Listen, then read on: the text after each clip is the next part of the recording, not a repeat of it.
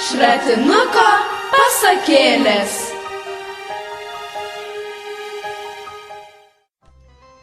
Sveiki, bičiuliai! Sveiki, mėlyjeji Šratinuko pasakėlių klausytojai. Su jumis ir vėl po smagios, kai kam trumpos, kai kam ilgos savaitės, žiūrint, kas ką veikia per tą savaitėlę. Ir vėl mes, tai esu aš Dalė ir taigi naujiena ir staigmenėlė, kas šį kartą su manimi yra Šratinuko pasakėlių laideliai. Jūs tikriausiai svarstate, kad tai turėtų būti Kotryna, kuri jau daugelį kartų yra girdėta, Klementina, kuri taip pat jau daug kartų čia pas mus sėdėjo ar kalbėjo, Viktorija ar dar kas nors kitas. Bet ne, šį kartą ne šios panelės bus su manimi laidelėje. Šį kartą aš turiu štai dvi jaunas ir gražias mergaitės, kurios panoro man palaikyti kompaniją ir pašnekėti apie mūsų laidos temą, kurią aš atskleisiu šiek tiek vėliau. Taigi, o dabar skubu pristatyti, kad šioje laidoje su manimi kartu bus Adelė. Pasisveikink, Adelė, su visais mūsų radijo klausytojais. Sveiki, aš esu Adelė, man yra 9 metai. Taigi, Adelė štai jau iškart ir save pristatė, šaunuolė, bet ne tik Adelė, su ja mes dar šiek tiek pakalbėsime, bet ir Kamilę. Pasisveikink, Kamilę. Sveiki! Taigi, Kamilė jau Adelė pasisakė, kiek jai metų ir kelintokia yra, tu į kelintą klasę eini ir kiek tau yra metų? Einu į 6 klasę ir man 11 yra metų. Na, štai tu jau esi tokia jau nebe maža mergaitė, tad turėtum būti gana protinga ir įminti mįslę. Kurią? Ar tu pirmiau nori užduoti klausimą, ar klausai Šratinuko pasakėlių laidos? Klausausi visada. Taigi, todėl tu turbūt turėjai girdėti mįslę praėjusios laidos. Negirdėjau, nes praeitą laidą negirdėjau dar. Aha, aišku. Todėl aš tau ją priminsiu. Ta mįslė skamba štai taip. Aukštas ponaitis ant stogo cigarą rūko. Taigi, kas tai galėtų būti? Adelė jau mosikuojasi man visokiais ženklais, kad jį žino, bet galbūt ir Kamilė galėtų įspėti. Aukštas ponaitis ant stogo. Pabandyk įsivaizduoti aukštą ponaitį ant stogo ir cigarą rūko. Tai yra kaminas. Taip, Kamilė, tu esi visiškai teisi, tai yra kaminas. O Adelė, ar tu tą patį turėjai omeny? Taip. Na štai, jūs esate labai pastabios ir sumanios mergaitės. Taigi, jeigu mes kalbame šią laidą apie kaminus, kaip jums patiktų štai tokia laidos tema kaminai? Gal visai nebloga? O tau, Adelė? Juokinga. Galbūt ir bus juokinga, nežinau, išsiaiškinsim, kai išgirsime pirmąją mūsų šios laidos, pirmąją ir tiesą sakant vienintelę mūsų šios laidos pasaką, kurią mums to jau pat ir perskaitys mūsų Šratinuko pasakėlių skaitovas.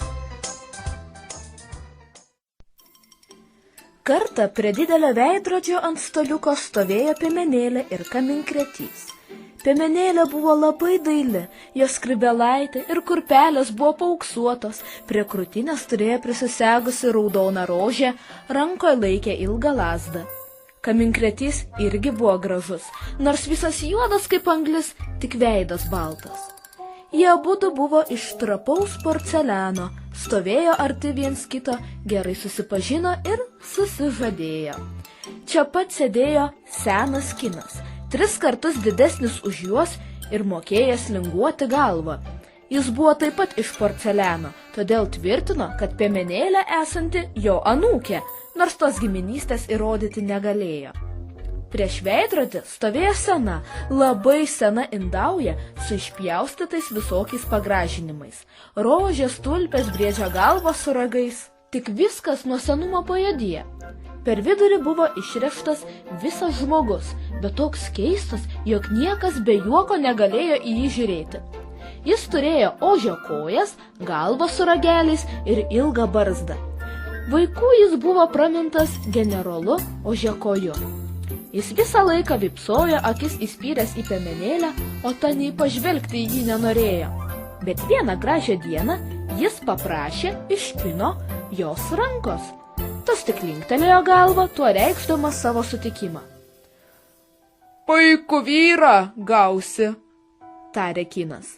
Nepamiršk, kad jis iš raudonojo medžio, o kokia garbė vadintis generalienė Ožekojienė. Aš mažiausio abejojimo neturiu, kad indaujos stalinės pilnos sidabro ir nieko nesakau, kas gali būti jos vogtuvuose. Aš nesutinku, sušuko Piemenėlė. Aš nenoriu kraustytis į tą juodą indaują.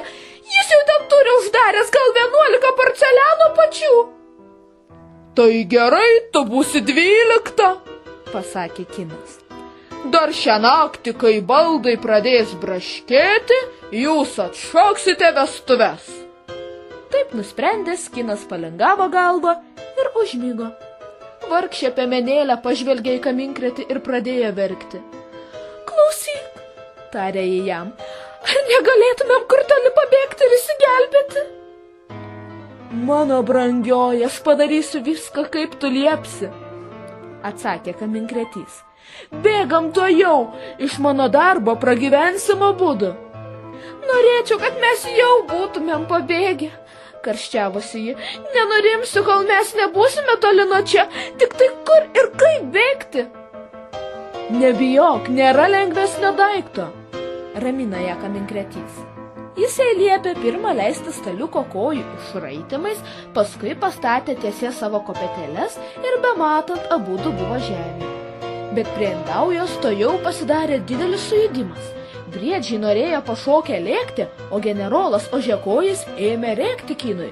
Aure, nebėga, aure, jie bėga!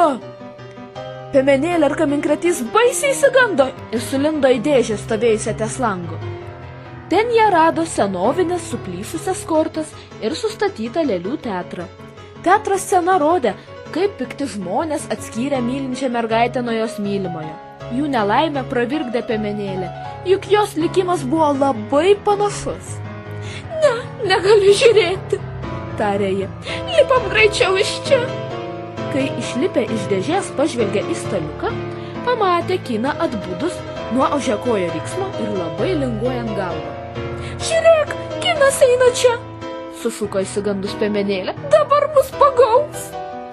Nebijok, tarė ramindamas kaminkretys, nors pats iš baimės drebėjo. Pasislėpkim aure į anakampę stovinčią vazą su rožėmis ir jis mūsų neras. Ne, pasipriešino Piemenėlė. Girdėjau, kad vaza buvo su Kinu kadaise susižadėjusi, todėl jį gali mus išduoti. Kito kelio įsigelbėti nėra, kaip tik pabėgti kur į tolimą kraštą. Bet ar tu nebijai ilgos kelionės vargų? Klausė jos kaminkretys. Ar tu pagalvojai, kad iš tolimo krašto mes niekada šičia nebegrįšim? Aš viską apgalvoju, atsakė Piemenėlė. Tik greičiau bėkim. Bėgti galima tik mano keliu, sakė jai kaminkretys. O mano kelias, kaip tu žinai, yra kaminas. Jis labai tamsus ir baisiai siauras. Jo viršui mūsų niekas jau nebepasieks ir mes galėsime iš ten regėti visą pasaulį. Prisertinę jie pradarė dureles ir įžengė į krosnį.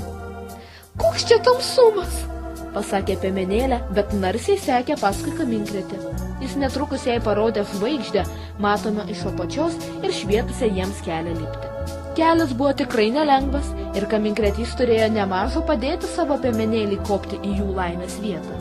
Galop jie prilipo kamino galą, tik jautėsi labai nuvargę. Viršum jų buvo dangus pilnas žvaigždžių, o apačioj į visas pusės ėjo miesto stogai ir stogai. Regėti buvo taip toli, jog vargšiai Piemenėliai pradėjo suktis galva. Niekados ji nemanė, kad pasaulis gali būti toks platus. Ji prisiglaudė prie savo kaminkrečio peties ir ėmė verkti. Koks platumas, stebėjosi ji. Mane baimė ima. Kam reikėjo mums bėgti nuo savo staliuko? Aš vėl norėčiau ant jo stovėti. Aš niekados nebūsiu laiminga, jei mes negrįšim atgal. Mesk mane žemyn, jei nors truputį mane myli. Kaminkretys visaip ją atkalbinėjo, liepė prisiminti senį Kiną, tą baidyklę generolą ir viską, nuo ko jie bėgo, kaip įmanydamas drąsino, bet nieko negalėjo padaryti. Apsikabinusi jį verkė ir tiek prašė, jog tas pagaliau sutiko grįžti. Kelionė atgal nebuvo malonesnė kaip į viršų, tai gal kiek greitesnė. Prisislinkę prie krosnės durelių, jie sustojo ir pasiklausė. Buvo tylu, ramu ir jie drąsiai sušoko į vidų. Bet ką jie išvydo? Kinas gulėjo kniūpščias ant grindų. Norėdamas juos vytis, jis šoko žemėn ir susikūlė. Jo galva buvo nudužusi nuo kaklo ir pasiritusi toliau. Generolas ožiakojis tebevipsojo senoje vietoje. Baisus daiktas, sušuko raudodama piemenėlė. Mano senelis susimušė, dėl mūsų kaltės jis taip žuvo. Neraudok, dar jį galima sutaisyti, ėmė ją guosti Kaminkretys. Įkals jam per kaklą šokoliuką, užmaus ant jo galvą ir vėl bus kaip naujas. Dar daug prisakys jis mums nemalonumų. Ar tikrai taip? Klausė kiek apsiraminusi piemenėlė. Ir jie vėl užsikraustė ant staliuko ir sustojo savo senose vietose. Vadinas, tarė Kaminkretys, kamgi mes tiek keliavom ir be reikalo vargom? O, atsakė piemenėlė, kad tik man senelis būtų sutaisytas. Ir jis buvo sutaisytas, kaip sakė Kaminkretys, tik nebegalėjo linguoti galvą. Šakaliukas perkištas nuo nugaros per kaklą nedavė lankstytis. Kai sutaisė, jį vėl patupdė šalia piemenėlės. Ir generolas ožiakojis neilgai laukęs į jį prabilo. Nuo susikūlimo tau atsirado daug didybės. Tiesą sakant, nėra ko čia labai pūstis. Bet kai mažmažis, geriau sakyk, ar sutinki atiduoti man savo anūkės ranką. Piemenėlė ir Kaminkretys abudu pažvelgė į Kiną drebėdami, kad tik jis sutikdamas nelinktelėtų galvos. Bet jis nebegalėjo jos palenkti dėl įstatyto per kaklą šokoliuko ir duoti sutikimo ženklą. Taigi piemenėlė ir Kaminkretys gyveno laimingi drauge tol, kol vieną gražią dieną patys sudužo.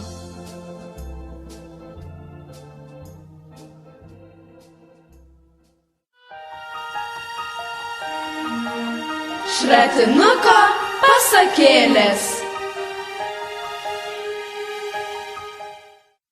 Taigi, ką tik išklausėme Hanso Kristiano Anderseno pasaką Piemenėlė ir Kaminkretys. Ar patiko jums? Man labai patiko. Patiko. Ar tikrai, Adelė? Patiko, buvo linksma, juokinga, Kas tau čia pasirodė juokingiausia? kad galėjo vaikščiot statulėlės. Taip, porcelianinės statulėlės gali vaikščioti. O tu, Adelė, ar turi namuose porcelianinių kokių nors statulėlių, ar nebūtinai iš porceliano šiaip kokių tokių panašių sutvėrimų? Taip, daug. Ar kada nors pastebėjai, kad jie vaikščiotų? Ne. Bet būtų smagu. Taip. Įsivaizduok, kad štai kokia yra tavo gražiausia statulėlė, kokią tu turi. Ančiukas. Ir kokią istoriją tu galėtum tam ančiukui sugalvoti, kad štai įsivaizduok, kad jis vaikšto ir kokių jis nuotykių galėtų daugmaž patirti? Nukristi ant žemės. O, geras nuotykis. Na, žinok, savotiškai žiaurus. Na, o Kamilė, tu ar esi pastebėjusi po save namuose, kad tokie statulėlės visokios vaikščiotų? Aš neturiu daug statulėlių, dėl to kažkaip jas labai nekreipiu dėmesio. Žodžiu, tavęs nežavi statulėlės. Taip. Na, aš irgi turiu keletą namuose, tačiau nieko įspūdingo jose nesu pastebėjusi. Užtat tokių gražių statulėlių, kaip šią Piemenėlę ar Kaminkretį, norėčiau ir aš turėti. Bet mane domina ne tik jų tas stebuklingas gebėjimas vaikščioti, bet ir tai, kad jie norėjo pabėgti. Jie vienas kitą labai mylėjo ir iš tos meilės norėjo pabėgti ir išsilaisvinti. Kaip čia dabar visą tai vyksta? Kamilė, kaip tu supratai? Dėl to, kad jie norėjo būti tik dviese, dėl to, kad norėjo tas ožio generolis kažkoks, norėjo ją vesti, bet negalėjo. Piemenėlė nemylėjo ožiakojo. Taip. Ir štai jis buvo aprašytas toks baisus ir dar ne tik, kad baisus, negražus, bet dar ir labai bjaurus. Ar norėtum tokio vyro? Ne. O Kaminkretys, kaip tu įsivaizduoji, kaip galėjo Ne tik čia išvaizda jo buvo daugmaž aprašyta, bet kokios jo būdo savybės turėjo būti, už ką piemenėlė jį galėjo pamilti. Taip pamilti, kad net pabėgti norėjo kartu su juo. Tai gal nuoširdumą, gerumą? Nežinau. Aš pastebėjau šioje pasakoje, kad Kaminkretys buvo labai geras, geros širdies ir atsidavęs piemenėliai. Piemenėlė nori bėgti, jis bėga kartu. Piemenėlė nori grįžti, jis grįžta kartu. Graži meilė, taip? Taip. Nu, Adėlė, dabar aš tavęs norėčiau paklausti. Kaip tavo manimu, taip išėjo, kad piemenėlė iš pat pradžių pyko ant to savo netikro senelio to kino, kur linguojančią galvą, bet kai jis sudužo, staiga apsiverkė ir vėl, ir kai prieš tai buvo pabėgusi, norėjo vėl grįžti pas jį, nors jis šitaip negražiai pasielgė, jos net neklausė ar atidavė kažkokiam tai ožiakojui. Jinai jį mylėjo, bet ant jo pyko, ant to senelio. Taip, teisingai pastebėjai, bet jeigu mylėjo, tai ar galėjo pykti? Ir atvirkščiai, jeigu pyksti, kaip tu gali mylėti tą patį žmogų? Jinai mylėjo ir tuo pačiu pyko, kartais myli, kartais pyksta ant jo. O tau būna taip, kad ant kokio nors mylimo žmogaus supyksti? Na, aišku, ir toliau myli, bet va taip, kad supykti tenka? Taip, dažnai ant sesės. Žodžiu, myli sesę, bet pyksti. Taip.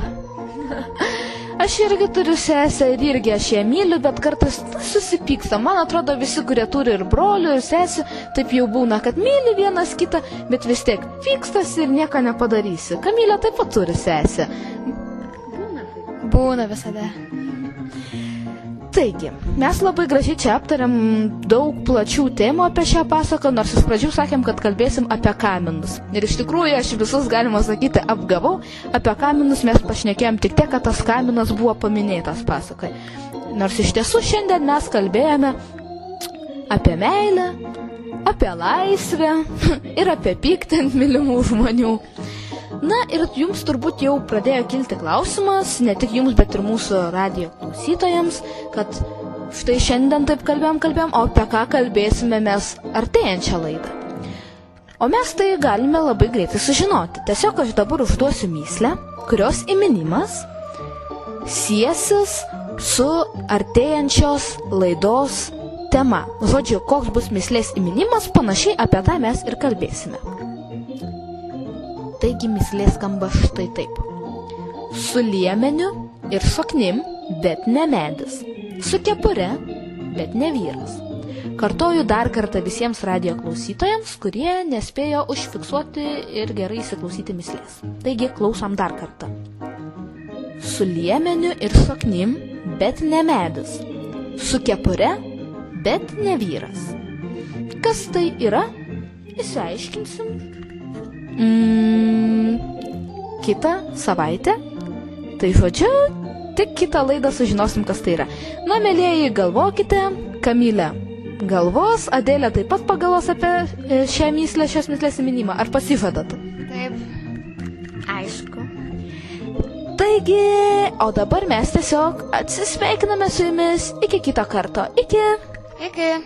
Iki. Su jumis buvo Šratinuko pasakėlės.